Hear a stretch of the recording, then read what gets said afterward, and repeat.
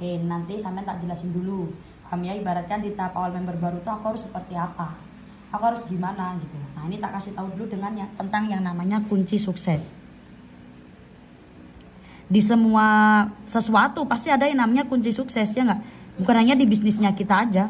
Ibarat kalau di sebuah perusahaan itu namanya SOP gitu. Kalau di kita namanya kunci sukses, dan kunci suksesnya itu harus tepat sasaran.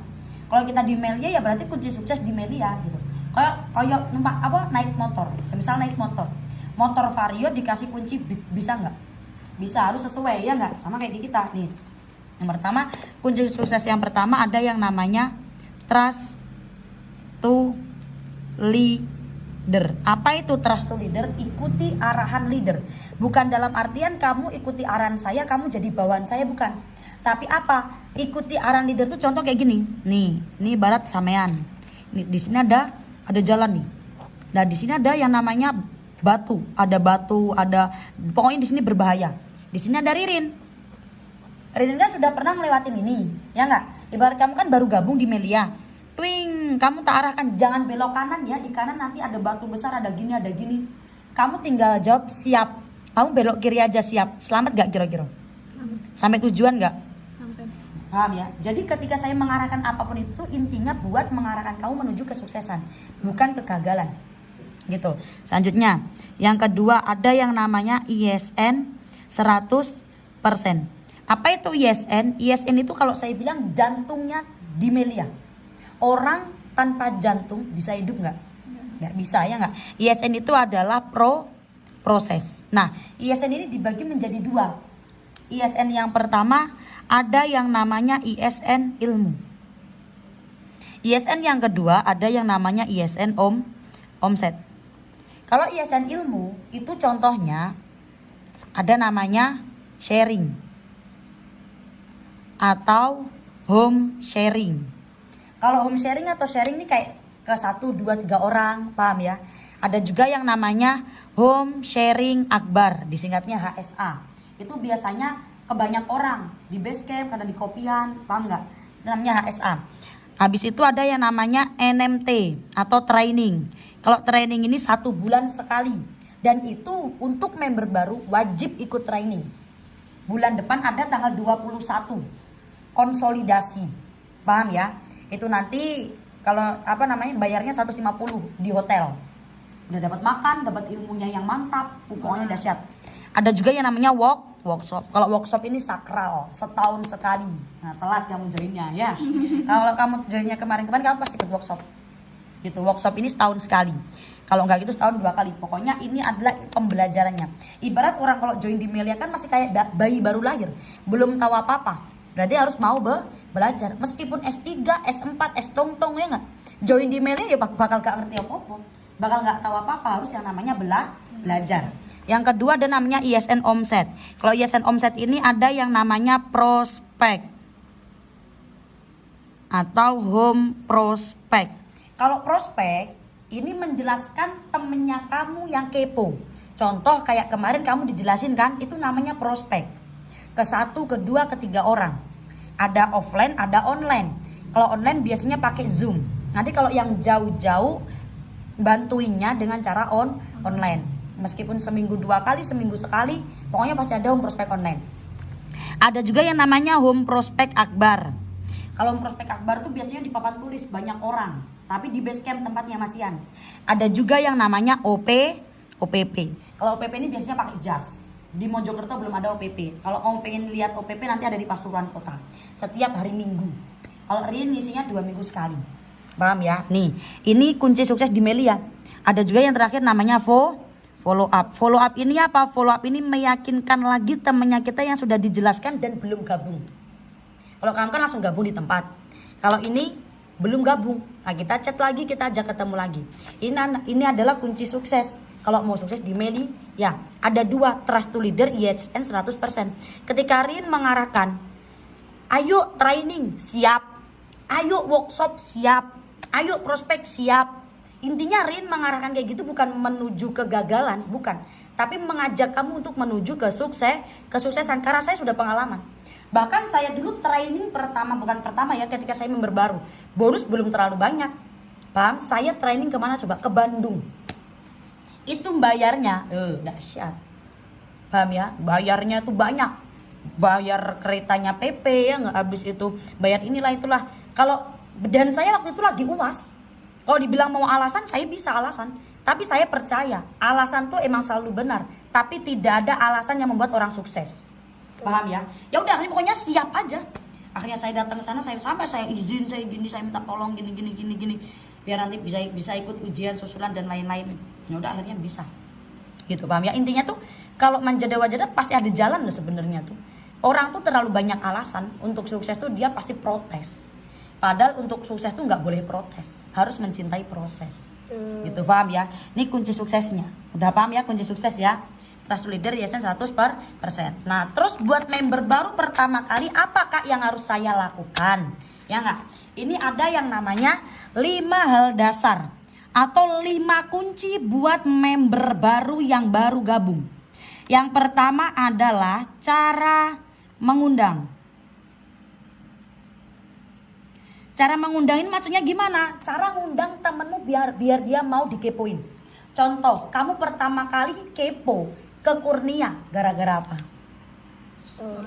Story. Gara-gara Kurnia buat story. Akhirnya kamu kepo. Bisa kamu buat pakai yang namanya story. Kamu buat story. Paham ya?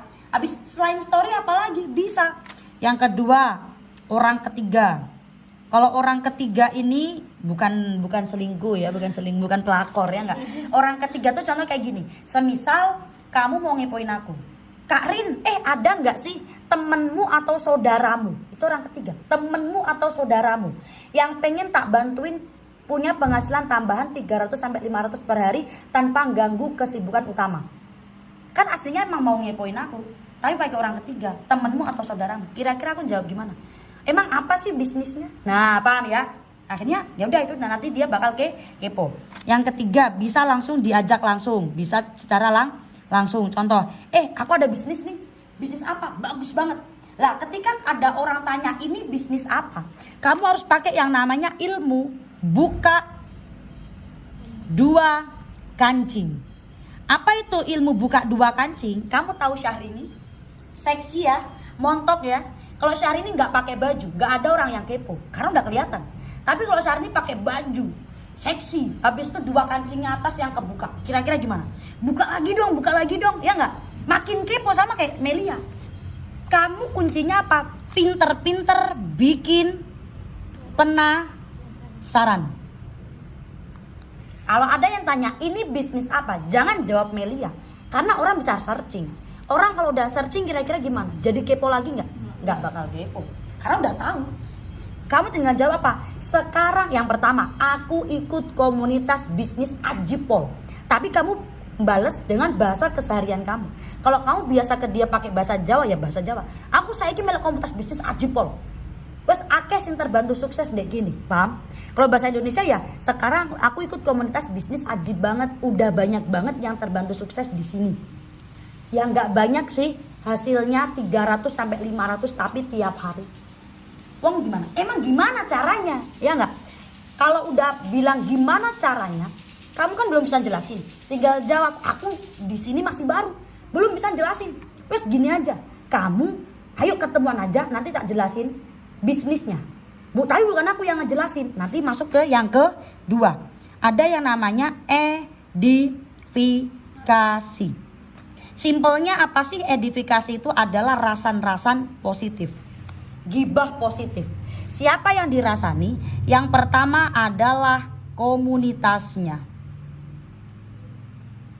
Saya ikut melok komunitas. Aku sekarang itu ikut komunitas. Ajib banget, sumpah. Dari Sabang sampai Merauke udah banyak banget yang gabung di bisnis ini. Udah banyak banget yang terbantu sukses di sini. Itu komunitasnya. Kalau kamu tahu komunitasnya, gak hanya ngajari soal cari cuan, public speaking, karakter. Keren banget pokoknya. Kekeluargaan, seru-seruan, enak pokoknya. Dan nanti kamu yang ngejelasin kan langsung kan, tadi diajakin kan, aku belum bisa jelasin, terus gini aja, kamu WA kakak sih ngebantuin aku. Misal kamu cerita tentang Ririn atau Kurnia juga nggak apa-apa, saya tentang Ririn. Nanti kamu tak kenalin sama kakak yang udah ngebantuin aku. Yang kedua maksudnya edifikasi tentang leader. Nanti kamu tak kenalin sama kakak yang udah ngebantuin aku. Jangan bilang leader, nanti pemikiran orang beda-beda. Kakak yang udah ngebantuin aku. Bayangin coba, Umur 22 tahun udah ke luar negeri, umroh ke Turki, habis itu beli mobil, penghasilannya 40 juta tiap bulan. Intinya edifikasi itu bukan mau meninggi-ninggikan leader, bukan. Tapi apa? Biar undangan kamu atau temennya kamu itu mau menurunkan ego buat dijelaskan bisnisnya. Biar nggak sombong gitu. Paham ya? Pasti nanti dia, oh iya tak? Iya beneran. Kalau kamu chatan sama beliau, oh gila bersyukur banget. Langsung nanti kasih tahu yang namanya Instagram. Paham? Nah, intinya kayak gini. Kenapa sih Instagramnya Ririn tak buat bagus banget kayak gitu? Bukan buat Ririn sebenarnya, buat timnya Ririn. Biar dia gampang untuk edifikasi atau cerita tentang Ririn.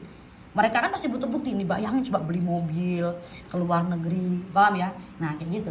Ini yang tentang edifikasi. Kalau Kak Zaki Al-Hadad bilang, barang siapa yang edifikasinya bagus, dialah pemenangnya. Kamu pinter cerita, yuk kamu pasti undanganmu, oh iya teman-teman. Kemarin kamu diceritain kayak gitu nggak ke sama Korea tentang Ririn? Nah Ririn diceritain. Buka IG sampai buka IG kan, tuh bayang, coba ya kayak gitu caranya, paham ya? Itu namanya edifikasi. Yang ketiga, ada yang namanya presentasi. Nah, jadi nanti ketika presentasi berlangsung kayak kemarin, kamu jangan diem. Ketika diajakin ke base camp ya enggak. Dengan cara apa? Antusias. Betul banget. Besok masuk rekening, melok-melok ngomong. Karena keyakinan undangan kamu itu sama yang mengundang, bukan yang menjelaskan. Meskipun saya udah beli mobil, meskipun saya udah ke Eropa. Paham ya? Kalau online Zoom gimana antusiasnya? Lewat chat, kolom chat yang ada di Zoom. Nanti kamu belajar. Ya, paham ya? Nih, presentasi kamu harus antusias dan lain-lain. Nah, ada juga ya, nanti ini kita ajarkan yang keempat tentang yang namanya closing dan blocking. Pokoknya ketika presentasi berlangsung, kamu wajib rekam biar kamu belajar juga. Paham ya? Selain kamu ngenalin temen, tapi kamu juga ikut belajar. Karena Melia ini adalah bisnis pribadi, bukan bisnis upline, bukan bisnis downline. Ingat, bisnis pribadi. Suatu saat pasti kamu bakal ngejelasin sendiri gitu. Paham ya? Hanya ada namanya closing sama blocking. Jadi kalau closing sama blocking, ini tuh meyakinkan kembali.